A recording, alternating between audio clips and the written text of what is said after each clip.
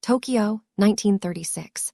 A year of political tension, economic shifts, and a modern city growing faster than the people inside it could fully understand.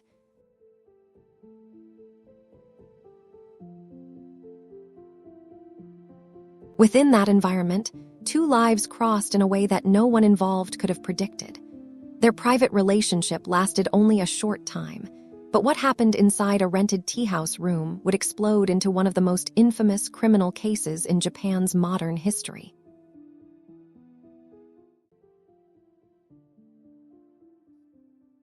This is the story of Sada Abe and the man she killed, Kichizo Ishida. A story built from desire, insecurity, obsession, and a final act that transformed a hidden affair into a national frenzy. To understand this case, you have to begin with the people behind the headlines. Sada Abe was born in 1905 in Tokyo, into a working-class family that made tatami mats for a living. There was no stability, no social safety net, and no simple path toward independence for a girl in her position. Her early life was marked by small fractures and pressures that most people around her simply accepted as part of survival. She learned the shamisen, studied traditional singing, and was pulled into the complicated world of performance and entertainment, geisha houses, temporary engagements, unstable patronage, and the blurred line between artistry and commodified intimacy. It was a world that trained her in reading people, in adapting quickly, in surviving on charm and skill. But it also exposed her to exploitation, jealousy, and a kind of emotional volatility that stayed with her.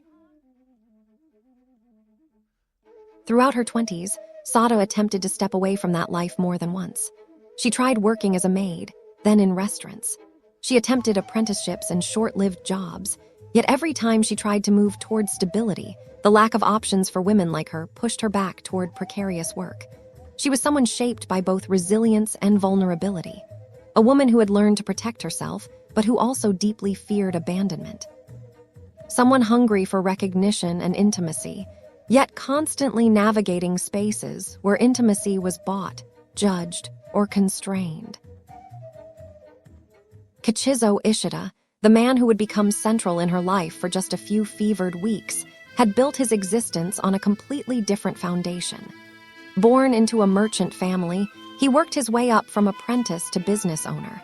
By the mid-1930s, he ran a small restaurant that was well known in its neighborhood. He was married, socially connected, and accustomed to a lifestyle that allowed for indulgence. Friends and acquaintances described him as worldly, perhaps a little vain, certainly someone who enjoyed nightlife, entertainment, and the company of women. He was a man who held more social freedom than Sada ever could have dreamed of. Where she lived exposed, he lived buffered. Where she faced consequences, he faced permissions. And where she worried about being discarded, he had built a life that let him walk away from attachments when they became inconvenient. Their affair began when Sada started working at his restaurant. The proximity created a rhythm, shared tasks, shared conversations, shared late hours. Ishida's charm and attention were familiar patterns for him, but for Sada they ignited something deeper.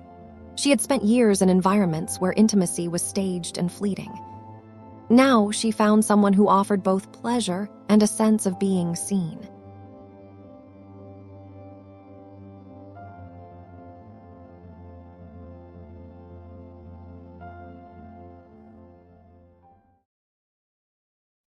Ishida, for his part, was drawn to newness, to excitement, to the intensity of someone who gave herself fully.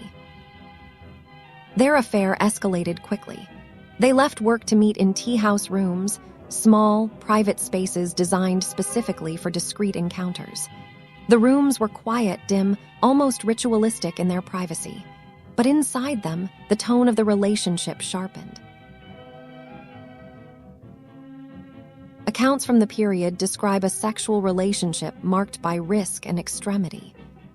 The pair engaged in heated, intoxicating encounters that blurred the boundaries between consent, desire, jealousy, and control. Erotic asphyxiation became part of their encounters, not as a one-time experiment, but as a repeated and dangerously escalating pattern. For Ishida, it was another thrill. For Sada, it became entwined with a feeling of emotional possession. Each meeting intensified her desire to hold him, to keep him, to prevent him from drifting back into the world where he had obligations, a wife, and other attachments. Ishida continued living the dual life he was long accustomed to. But Sada, whose past had already made her susceptible to fears of abandonment, felt the affair tightening around her in a way that both excited and terrified her. Their final meeting stretched over days. They secluded themselves in a tea house, barely leaving the room, drinking, eating, sleeping, and returning repeatedly to increasingly dangerous sexual scenarios. It was during this period that the boundary between their shared fantasies and real danger dissolved entirely.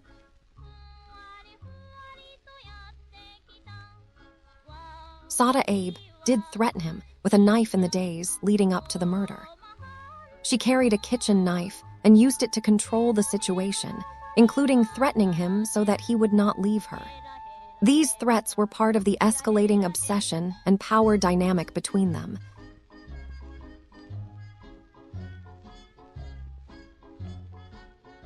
Sada would later testify that Ishida told her he wanted her to tighten the obi around his neck harder. He encouraged the risk. He didn't see the danger.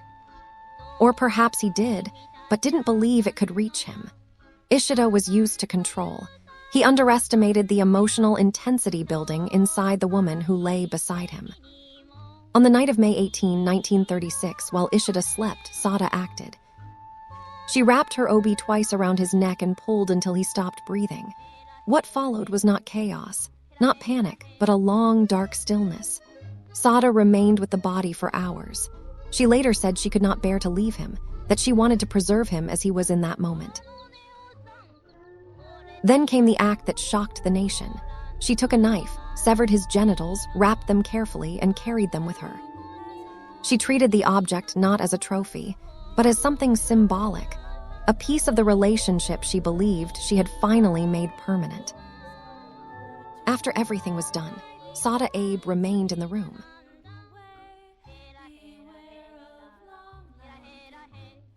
She reached for the knife, the same one she had carried for days, the same blade she had used earlier to threaten him, to keep him from leaving. Now it served a different purpose. With steady hands, she began to write. She carved their names, Sada, and added a short phrase, "Together in Japanese, and only the two of us, no one else." A final exclusion of the entire world. She repeated the message on the bedsheets, as if to ensure it could not be misunderstood. The knife that had once been used to intimidate was now used to seal the meaning. The threat had become a declaration.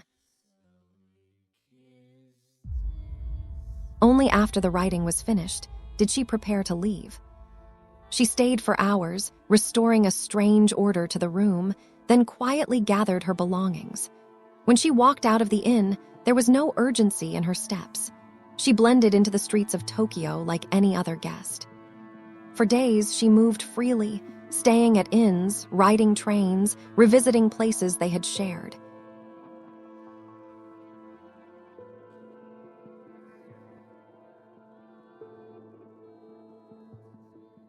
What happened afterward transformed a private tragedy into a public spectacle. Within hours, rumors swept through Tokyo. People claimed to have seen her in different districts. Crowds gathered at police stations and tea houses. Newspapers released special editions filled with speculation. The public hunger for information grew so fast that the authorities could not keep up. Within 48 hours, the case had become national news. Every detail, real or invented, circulated across the city. When police finally located her at an inn under a false name, the arrest made headlines that ran for days. Witnesses described her as calm. Whether or not that moment happened exactly as described, the symbolism was enough to feed the narrative. The private token she had taken now became the central artifact of a national obsession.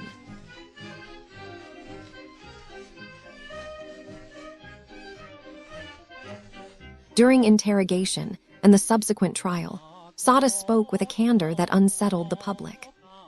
She insisted that she acted out of a consuming form of love, a desire to hold Ishida forever, to prevent him from leaving, to preserve him in the only way she believed possible.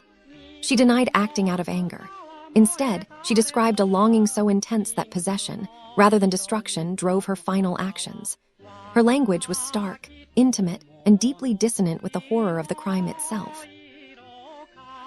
The public did not know what to make of her. Some saw her as a symbol of female madness. Others cast her as a victim of the rigid social structures that had cornered her throughout her life.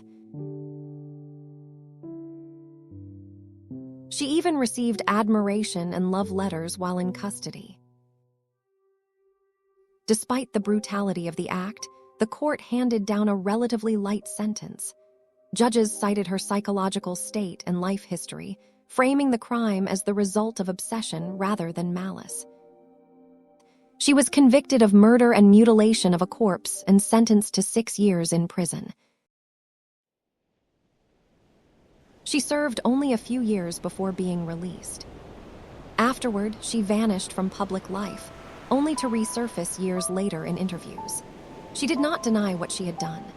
She expressed regret, yet remained eerily composed, insisting that her actions were driven by fear of abandonment and an overwhelming need to belong. After her release, she faded into a life away from public view. But the case itself never disappeared. People continued to revisit it not because of sensationalism alone, but because it left behind questions that had no simple answers. Who was Sada Abe beyond the headlines? A woman shaped by trauma, by unstable work, by a lifetime of seeking closeness in places where closeness was transactional. Who was Kichizo Ishida beyond the photographs and newspaper accounts? A man accustomed to pleasure and privilege, yet blind to the emotional dangers created by a relationship he treated as temporary. And what was it between them? An affair built on excitement and imbalance, a collision of two people who wanted different things, or a brief, volatile pairing that exposed the extreme edges of desire, insecurity, and control. The cultural aftermath deserves mention, but only in brief. Writers, artists, and filmmakers would later return to the case because it forced them to confront uncomfortable truths about love, power, gender, and possession. But the artistic interpretations only matter because the core story refuses to settle. It is not a morality tale. It is not a warning.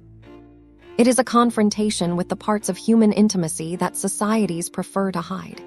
Dependency, obsession, the fear of being abandoned, and the terrifying ways those emotions can mutate.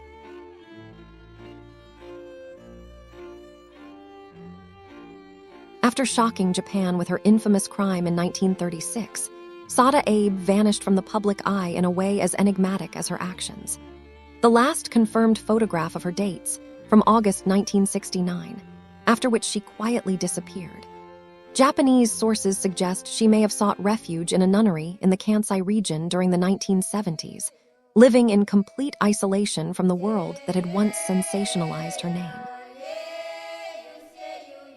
Rumors linger that in the early 1990s, she might have been seen in a nursing home in Izu City. But nothing was ever officially confirmed. Even as decades passed, her life remained shrouded in secrecy, and no official death record has ever been published. This lingering mystery, a woman who committed a crime of obsessive passion and then simply disappeared into obscurity, has kept Japan fascinated for generations. Sada Abe's story is not just one of murder and obsession, but of a life that eluded history itself, leaving only whispers, rumors, and unanswered questions about her final years.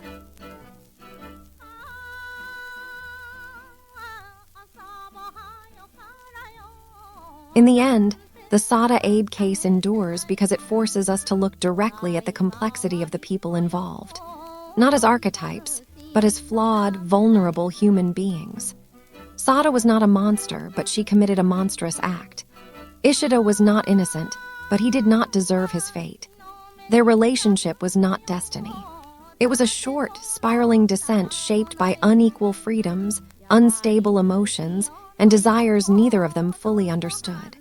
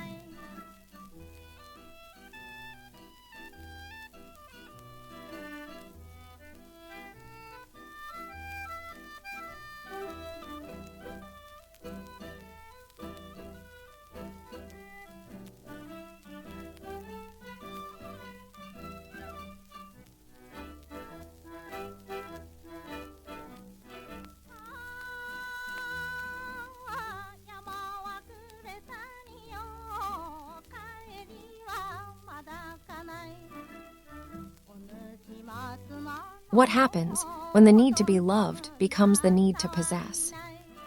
And what happens when someone believes that the only way to keep another person is to take them entirely?